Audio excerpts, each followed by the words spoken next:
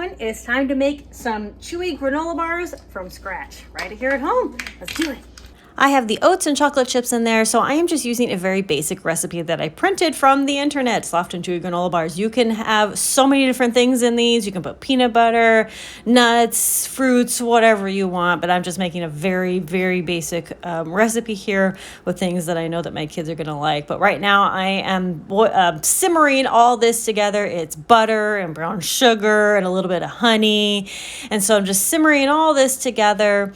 And once it's kind of bubbly and all together, basically, I'm going to pour it over the oats and chocolate chip mixture. So here we have the oats and chocolate chip mixture. So you want to like really press it down hard into your pan if you have like a pan like this. All right, so I actually realized I had this cool silicone pan that I used to make the bars. I totally forgot about it.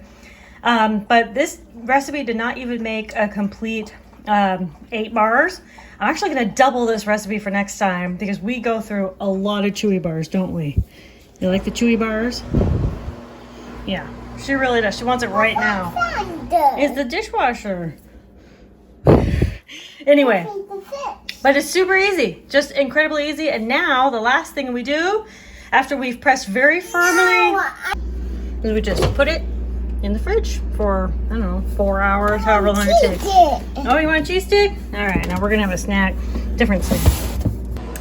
So there you have it, super easy. There are lots of recipes online to make this. Some of them you bake. I found the best results through just putting them in the fridge and then just bringing them out later.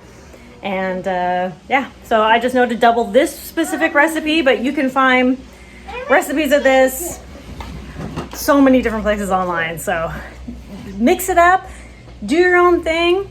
And if you want the actual chocolate chips, like I did it chocolatey, if you want the actual chocolate chips in it, wait for it to cool a little bit and then put the chocolate chips in it. Otherwise the chocolate chips just melt, which I'm fine with.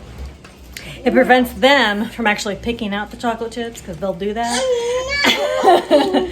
Anyway, thank you all so much for watching. Conquer tomorrow by preparing today. I'll talk to you later. Bye.